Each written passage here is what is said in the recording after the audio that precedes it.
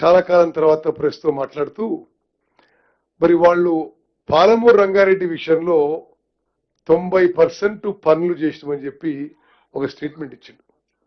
మేము 90% పనులు చేసినాం, మరి మీరు వచ్చిన తర్వాత తట్టెడు మట్టి ఎత్తలేదు, రూపాయి ఖర్చు చేయలేదు, మీరు పాలమూరు రంగారెడ్డి ప్రాజెక్ట్ ని ఇగ్నోర్ చేస్తున్నారు, మీరు కృష్ణా బేసిన్ పై ఉమ్మడి మహబూబ్నగర్ జిల్లా, ఉమ్మడి నల్గొండ జిల్లా మరి ఇరిగేషన్ ప్రాజెక్ట్స్ ఇగ్నోర్ చేస్తున్నారని ఒక ఆరోపణ చేయడం జరిగింది.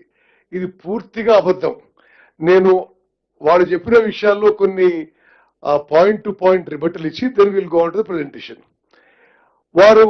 వాళ్ళు జియో ఇచ్చింది 10th June 2015 జియో ఇచ్చింది.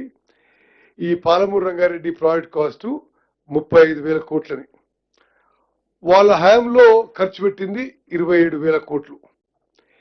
ఈరోజు పాలమూరు రంగారెడ్డి ప్రాజెక్టు పూర్తి చేయడానికి పూర్తి స్థాయిలో డిస్ట్రిబ్యూటరీ ఛానల్స్, ఆయకట్టు కాలువలు, ఆయకట్టు పనులు అంతా పూర్తి చేయడానికి మేము లెక్కలతో సాగు పెడతాం 80,000 కోట్లు దాటుతుంది.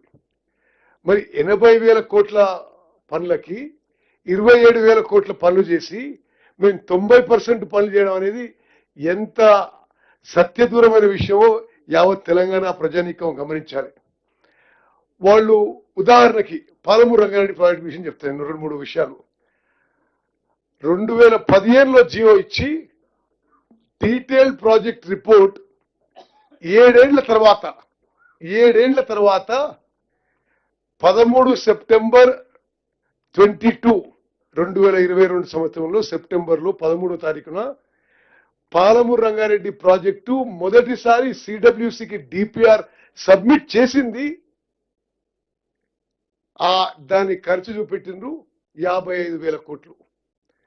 ఆ 55,000 కోట్లు కూడా ఆయకట్టు కాలువలకయ్యే ల్యాండ్ ఎక్విజిషన్ కాస్ట్ లేదు, ఆయకట్టు కాలువలకయ్యే పూర్తి వర్క్ కాస్ట్ లేదు. మరి వాళ్ళు ఈరోజు అంటున్నారు, మరి వాళ్ళు ఆ రోజు దిగిపోయినప్పుడే 27,000 కోట్లు ఖర్చు పెట్టి పాలమూరు రంగారెడ్డి ద్వారా ఒక్కెకరానికి కూడా ఆయకట్టుకి నీళ్ళు ఇవ్వలేదు.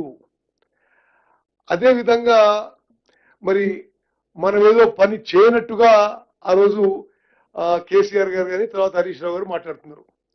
ఆ విషయానికి వస్తే మన ప్రభుత్వం వచ్చిన తర్వాత పాలమూరు రంగారెడ్డి ప్రాజెక్టుపై 7,000 కోట్లు ఖర్చు చేయడం జరిగింది. వాళ్ళు వదిలిపెట్టి